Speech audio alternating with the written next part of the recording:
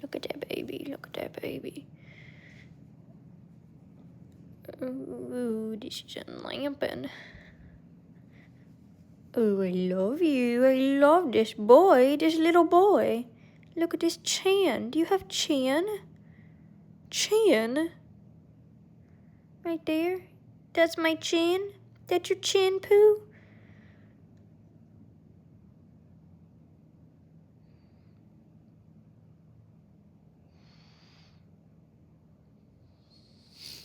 Okay, so I've gotten a couple of questions about if you should get a service dog for anxiety, so I thought I would talk about it. If you guys haven't checked out the previous video in this series, which is getting a service dog for ADHD and autism, and you want to check that out, please check it out. I will link the video so you can see it. But oh yeah, that's my snooter, my coodly boy. Some koodles. You love this. Oh, thank you for these kisses. Anyways, let's talk. So, first off, you can get a service dog for anxiety as long as it is a disability. A disability is defined as something that majorly impacts one or more major life activities. So, if you are finding your life significantly impaired by your condition, then it can be a disability. Oh, is this a yawn? A yawn?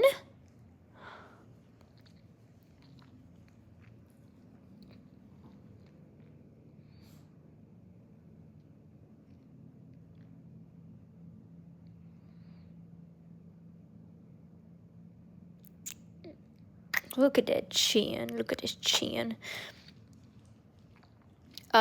Anyways. Ooh, thank you.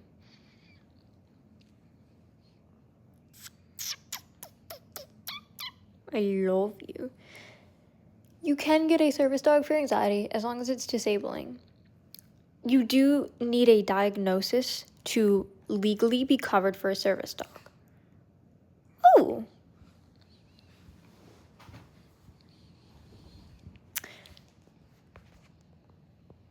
I would highly recommend trying other methods, as I say this for everything, but especially for anxiety, you will want to try other methods before you go for a service dog.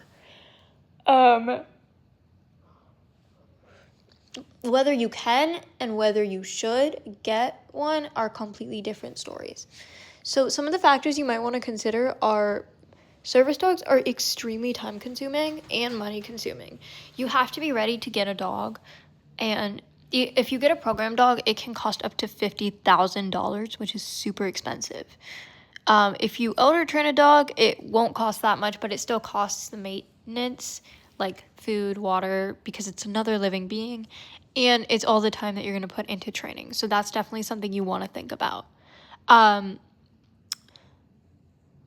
You kind of want to consider the amount of attention a dog will give you. If your anxiety is worsened by people paying attention to you, that may not be the right choice for you.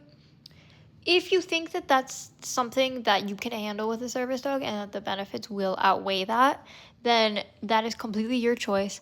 I would highly advise against getting a service dog just for anxiety because of that attention component, but I'm not going to tell you what to do. It can be a great tool.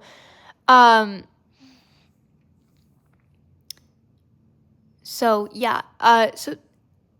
unlike emotional support animals, service dogs for anxiety are still service dogs. They're not psychiatric service dogs. And while a lot of people will probably come at me and say, oh, but they're just glorified ESAs. No, they're not. They're actually task trained to mitigate a disability, which per the ADA is what a service dog is. So shut your mouth, read the ADA, and then come back to me. Anyways, service dogs can do a bunch of different tasks for anxiety. So they can do behavior interruptions if your anxiety manifests as something like bouncing, scratching, whatever. Retrievals, if that's something that's helpful. Crowd control, so orbiting, blocking. Light or deep pressure therapy,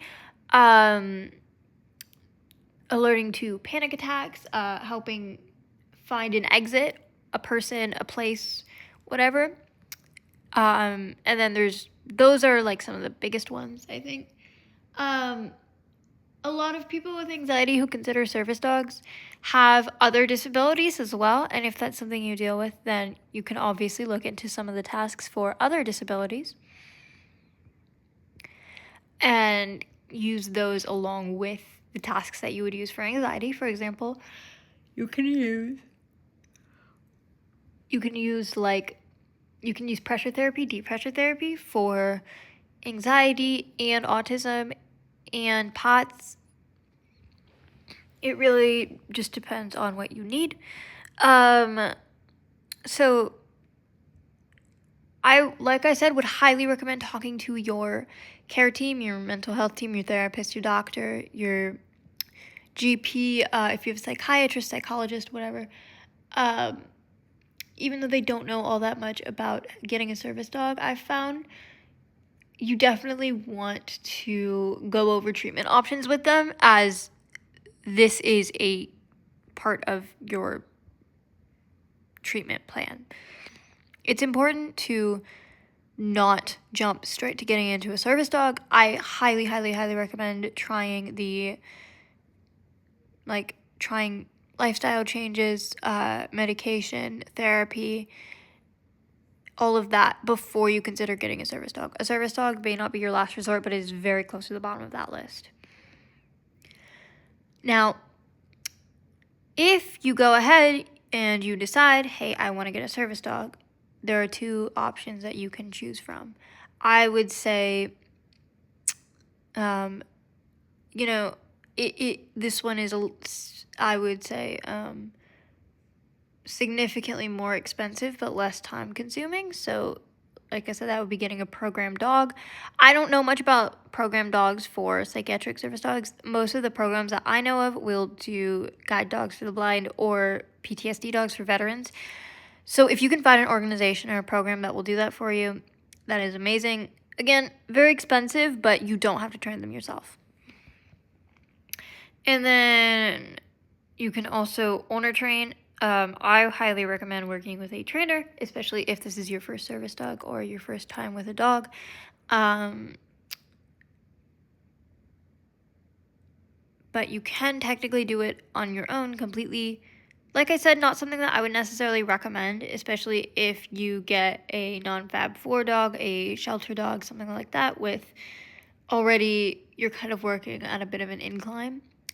As for that's less money, but it is significantly more work because you're doing all the training yourself and all of the necessary things to take care of a dog. Breed-wise, adopt or shop responsibly. Shelter dogs can definitely become service dogs. You are kind of...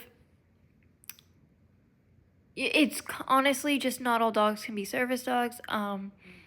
When you have the mixes, you don't necessarily know what the dog is prone to. But a lot of really great, amazing service dogs are shelter dogs. So I would not say that can't happen. I would just say it's not necessarily the easiest path or the most straightforward path. I will always recommend someone to go to the Fab 4. Even though I have a non-Fab 4 dog myself, those are the breeds that have the highest rates of success, so that's why I'm going to direct you to those. I'm not saying that non-Fab 4 dogs can not be service dogs, because I'd be like a hypocrite. But I am saying that that's kind of the most straightforward path. Fab 4 is a starting point, and if you look at the Fab 4 breeds and you're like, that does not work for me for whatever reason, I would advise against getting a shepherd, primarily for anxiety, because shepherds, as far as I know, are prone to taking on their handler's emotions, which means they can also wind up very anxious. If you want a smaller dog, I would say go with something like a mini poodle. You could go with a Yorkie, although they are loud. Go with a Papillon. You could go with a Pomeranian. Again, those are loud. You could go with a Chihuahua as well. Chihuahuas are also loud. Keep in mind with small dogs, especially if they are cute looking, you will get a lot of attention, and a lot of times people will not leave your dog alone. So if confrontation is something you struggle with, you're gonna have to get good at it really fast. Overall, if you want, training tips, feel free to ask me. I can give you some tips.